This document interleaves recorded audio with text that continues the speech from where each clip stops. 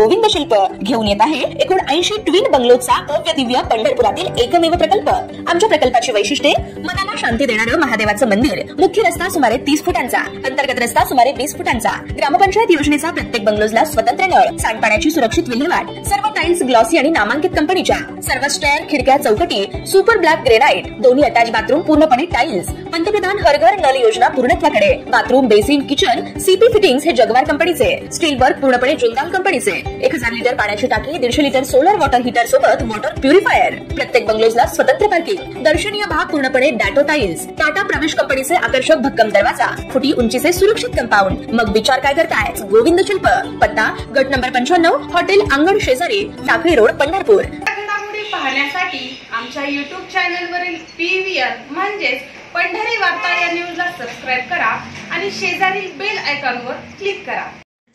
लोकसभा निवडणुकीत भाजपला सर्वात मोठा सामना करावा लागतोय तो म्हणजे विरोधक शेतकऱ्यांच्या प्रश्नावरून करीत असलेली टीका आणि मराठा आरक्षणाप्रश्नी सरकारकडून मराठा समाजाची दिशाभूल करण्यात आल्याची होणारी टीका याचा।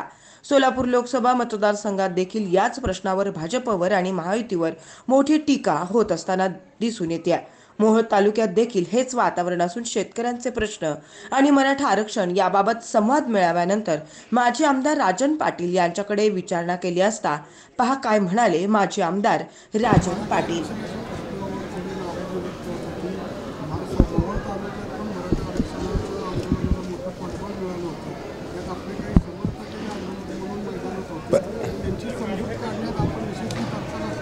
अहो, प्रत्येकाला आपल्या जातीचा अभिमान असतो। तो इथं मराठा समाज असो किंवा अदर समाज असतील, त्यांना त्यांच्या समाजाचा अभिमान असतो। आपल्या समाजाला काहीतरी मिळावं म्हणून ते प्रयत्न करत असतात, ते काही गैर नाही आहे।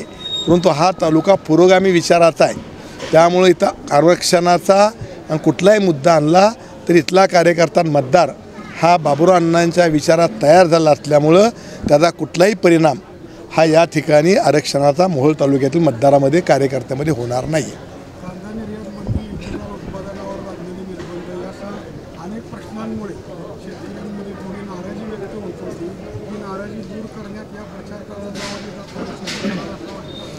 असं आहे की देश चालवताना एखादी दुसरी गोष्ट मागे पुढे होती, याचा अर्थ शेतकऱ्यांना पार फासालाच लावायला लागले सरकार असं नाही आहे। या तालुक्यात मग मी सांगायचं विसरून गेलो बोलण्याच्या भागात, परंतु जी कृष्णा भीमा स्थिरीकरण योजना आहे की जी सोलापूर जिल्ह्याला वरदायी ठरणारी आहे, उस्मानाबाद धाराशिव जिल्ह्याला वरदायी ठरणारी आहे, सांगलीला वरदायी ठरणार आहे, ती योजना मार्गी लावण्याचं काम या सरकारनं आणि प्रामुख्यानं अजितदादांनी आणि देवेंद्र फडणवीस या दोघांनी केलेले आहे। याच्यावरून लक्षात येतं की ही लोक शेतकऱ्यासाठी काय करतायत। शेतकऱ्याच्या घरात मुलं आहेत, फार सुशिक्षित सगळ्याच्या घरात मुलं आहेत, रोज वाचतात, पेपर सगळे करतात, त्यामुळं कुठल्याही शेतकऱ्यांच्या मनामध्ये या सरकारबद्दल किंवा अजित पवार आणि देवेंद्र फडणवीसबद्दल किंवा शिंदेसाहेबाबद्दल कुठलाही नाराजी नाही आहे।